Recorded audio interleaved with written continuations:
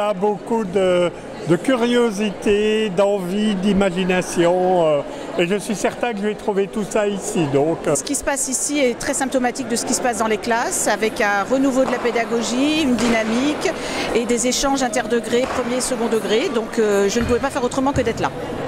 La pédagogie, elle évolue depuis des années, depuis qu'elle existe. Et donc c'est bien d'en parler, c'est bien de la rendre visible, de lui donner de la valeur pour ce qu'elle est, c'est-à-dire un des principaux moteurs finalement de l'apprentissage des élèves. Ça reprend à un titre que tu connais, des enseignants qui apprennent. Et ici, ils apprennent ensemble, ce sont des élèves qui réussissent. Est-ce que vous animez des ateliers? Oui, un atelier ce matin sur les badges de la Team Fils Bressuire et un autre atelier sur les plans de travail demain avec Romain Bourdel, Chapuzot. Les gens, ils sont là, ils ont choisi de suivre ce collectif et oui, ils vont s'investir, ils vont prendre un petit peu de temps. Et ce que tu disais tout à l'heure, c'est sans peur du jugement. En fait, on est entre pairs, il n'y a pas de jugement, il y a de l'accompagnement. Et c'est cette force que j'ai trouvée. Où je trouve que la classe inversée permet de faire du feedback bienveillant, c'est que déjà, elle dégage du temps en classe. Quand on est occupé à faire du feedback, comme ce que je suis en train de faire là, et ben on n'a pas le temps de regarder ce que chacun fait et d'avoir un feedback sur chacun. C'est comment alors? Le clic 2018, c'est super. Et cette séance, c'est comment?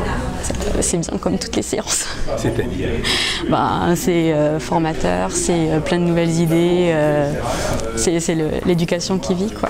Et alors? Et le seul problème du clic, par contre, c'est qu'il faut choisir entre toutes les présentations. Et alors? On est obligé de se balader partout. Ça vous plaît? Forcément. J'ai cru comprendre que votre idée a germé un petit peu au niveau d'un clic, c'est ça?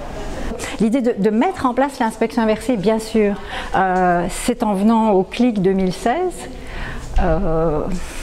que l'on s'est dit, tiens, les concepts de classe inversée, c'est une chose, mais nous on est à l'inspection, qu'est-ce qu'on fait avec tout ça? Et donc on s'est dit, on peut aussi changer de posture dans la relation avec les parties prenantes d'un inspecteur. Alors là, ils sont en train de rechercher à ouvrir un coffre qui contient l'invitation pour un prix Nobel. Et pour cela, ils doivent résoudre des énigmes en lien avec la génétique et le code génétique. Et donc là, ils viennent de découvrir la clé d'un message secret. Espace. Et l'atelier s'appelle? L'atelier s'appelle La Grande Inversion.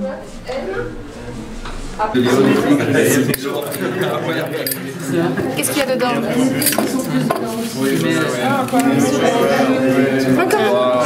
C'est une lampe, Là.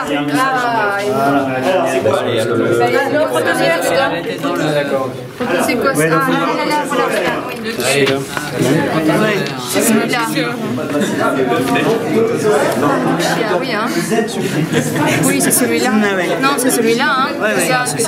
Il y en a plus. Avec la toute ligne ici. Regarde. C'est le même, hein. Oh, regarde, il y a un truc là aussi. TRP. Bon, alors qu'est-ce que vous venez de faire là? Un escape game scientifique. Et en quoi ça consistait? Alors on devait trouver l'invitation pour aller recevoir le prix Nobel qui avait été dérobé et il fallait trouver les clés, plein d'indices afin de trouver l'invitation pour pouvoir s'y rendre. Il a fallu... Ce code, il y avait de la biologie derrière? Ah oui, il y avait de la biologie, de l'ADN, plein de choses pour lesquelles moi j'avais pas obligatoirement toutes les cartes en jeu. Et du coup, on était deux groupes avec des biologistes qui nous ont donné un bon coup de main. Mais c'est un jeu qui est proposé aux élèves, du coup, non? Un jeu qui est proposé en première S. Et alors, les élèves sont aussi doués, plus doués que les profs? Ah bah, à mon avis, ils s'en sortent très bien. Hein.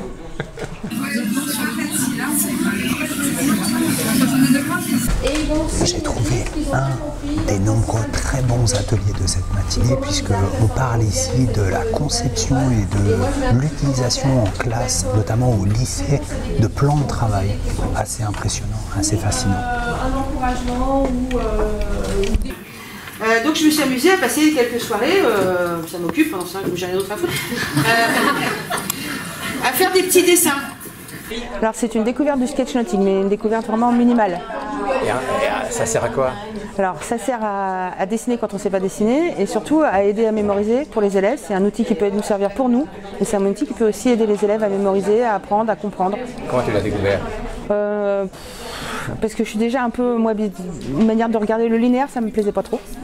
Donc j'ai commencé par faire un peu de carte mentale et puis petit à petit j'ai fait du dessin, puis je n'osais pas parce que moi je ne sais pas dessiner.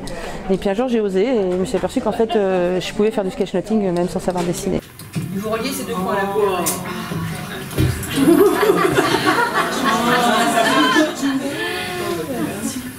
L'année dernière, j'avais la même prof de maths qui notait les DM. Qui notait les DM et était noté. Et en fait, cette année, comme l'année dernière, on fait la même chose. Personne ne fait ses DM. C'est-à-dire qu'il y a une personne dans la classe qui les fait et ils tournent. La palier, du jour ils font les DM, on le voit tout le monde. Voilà. Et du coup, l'année dernière, la prof l'a bien compris. Et cette année, elle est arrivée en me disant finalement, on les compte plus. Sauf que on fait toujours pareil, ça n'a toujours aucun intérêt. Donc je pense que l'école doit nous dicter quand même. Enfin, il y a certains chapitres qui sont importants à connaître, d'autres qui sont un peu moins. Mais ouais, voilà quoi. Et du coup, qu'est-ce qui te ferait bosser, toi, dans un monde idéal? Je pense juste des cours qui soient plus interactifs et plus modernes, quoi. C'est ce qu'on aborde en physique. Alors, moderne. Par exemple, en physique, les cours, déjà, c'est des vidéos. Pas forcément en physique, hein. Non, mais vous êtes le seul à faire la classe inversée, donc pour l'instant. Donc, le fait qu'il y ait des vidéos, tu as l'impression que c'est plus adapté à l'époque d'aujourd'hui. À l'époque, c'est plus facile à apprendre aussi, je pense. C'est beaucoup plus facile d'assimiler le contenu d'une vidéo que voilà. En même temps, on a quand même un support écrit, donc.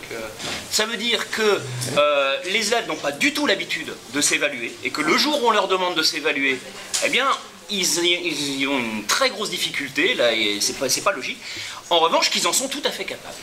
Mais pour qu'ils en soient capables, il faut, c'est une habitude à créer. Voilà. On voit bien qu'il y a quelque chose d'intéressant. En fait, peut-être à défaut d'évaluer la classe inversée en tant que telle, ce qu'on peut dire, c'est que ce que fait la classe inversée, finalement, c'est de libérer du temps de classe qui n'est plus consacré à l'apprentissage du cours, l'exposition passive au contenu, mais qui peut être consacré à autre chose. Alors, à autre chose, quoi? Là, le champ des possibilités est ouvert.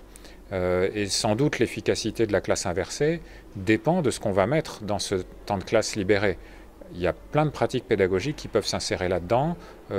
Différentes personnes vont dire, ben voilà, moi je veux faire de la pédagogie active, je veux exploiter l'effet de test en quizzant mes élèves régulièrement, je veux faire de l'apprentissage collaboratif, etc.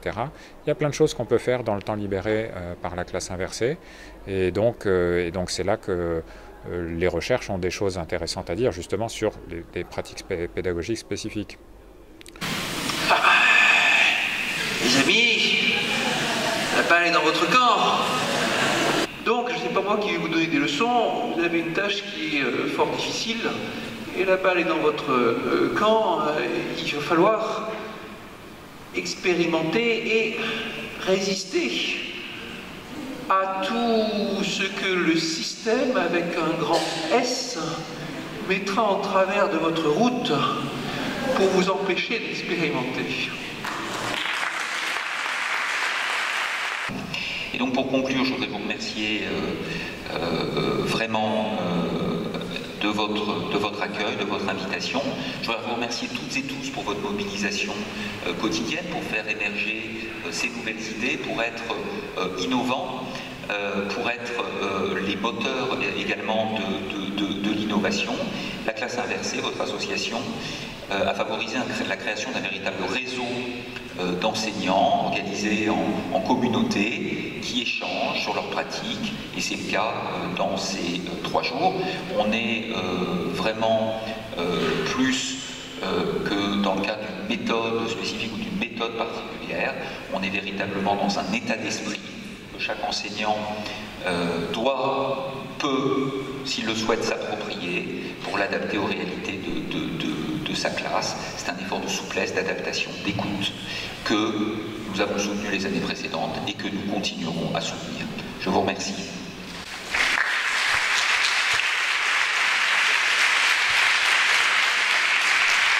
Il faut leur donner des cours en classe inversée ou en démarche de résolution de problèmes, etc.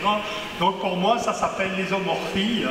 C'est d'un niveau à l'autre, former les enseignants comme on voudrait qu'ils forment leurs futurs étudiants.